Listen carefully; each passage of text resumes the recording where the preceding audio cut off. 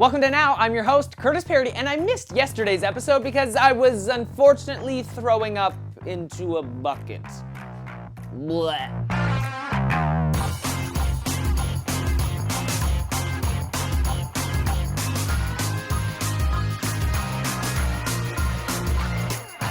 Before we really get into the news, I wanted to remind you that many of the shirts that I wear on this channel are available for purchase, like this one. Just head over to thecurtisparodystore.ca and check them out. Maybe purchase 1, 2, or 3 and help support me, Curtis P. So we start the show off with some awesome news from our robotic friend on Mars, Curiosity. NASA's newest Mars rover has recently found what scientists believe to be evidence of water that once flowed on the Mars surface. The key evidence from the ancient stream they found comes from the size and round shape of the gravel in and around the bedrock. According to the scientists, the rounded shape leads them to conclude that they were transported by a vigorous flow of water because these grains are too large to have been moved by the wind. Of course, NASA will continue to look into this, but if they do find it to be true, it could be a major step forward into finding signs of ancient life on Mars, which, if found true, could prove that at one point in the past, Mars was inhabited by Martians.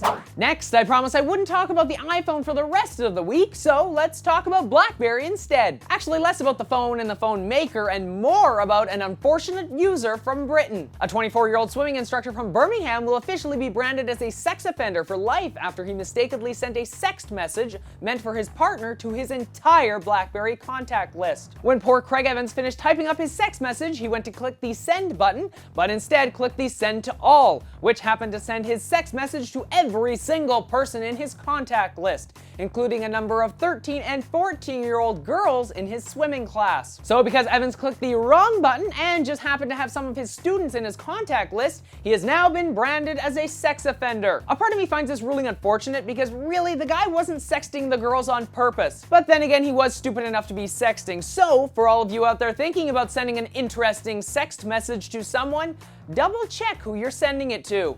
And from one story involving a phone to another that kind of involves a phone, let's set up the situation for you all. You just finished finding your seat on your flight from Palma to Blackpool. When you're getting comfortable, of course, you're packing your things away in the overhead bin, pulling out your magazine, book, or whatever you read on flights, but just then, Leon Quarles comes walking onto the plane drunk as ever, attempting to hand out 50-euro bills to everyone. Now, because you're an intelligent human being, you refuse to accept the money because really it's a drunk person offering you and other passengers 50-euro bills. It just seems kind of weird. But when you refuse to take the bills, Leon starts getting mad and yelling to the point where the flight attendants have to call the pilot and get him escorted off of the plane. After this, of course, you're all happy because the drunk mess who was about to ruin your entire flight has been removed from the situation, and you go on to have a great flight. Leon, though, of course, gets arrested because, he was drunk on an airplane, but the best part is when, he's waiting for the police to arrive at the airport to pick him up and take him away, he pulls out the SIM card from his cell phone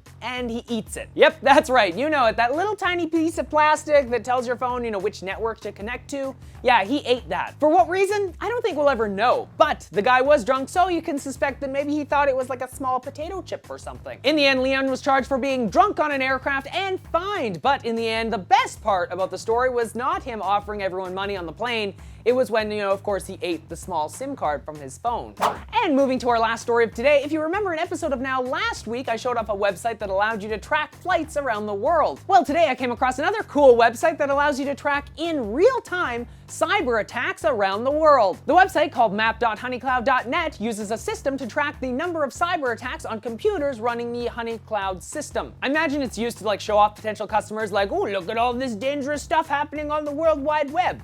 You should definitely use Honeycloud. I don't really care about that because I'm not going to be buying their software or anything anytime soon. The only thing I care about is watching how many times Russia, Japan, and parts of Europe can get attacked. You can check out this live map on their website. There's a link to it in the description below if you would like. It's kind of a cool thing to watch for a bit, but then after a while you just kind of get bored. So, kind of watch it if you get bored today, and then you can stop watching it. And if your area starts getting attacked a lot, you might want to just unplug your computer from the internet altogether. But not after, of course, you finish watching this video. So all this talking about cyber hacking and attacking and stuff like that brings us to the question of the day. Are you worried about someone hacking into your accounts online? Yes, no, and why? Tell me in the comment section below, or you can let me know, of course, on Facebook, Twitter, or Google+. Links to all that and more in the description below. And when you're done commenting, why not click the subscribe button in that corner? Then all of the newest episodes of Now will get sent straight to you. Then you can click the like button because you like this video, you like the content in it, or you like me. One of the three. I'm Curtis Parody, and that's what's happening now.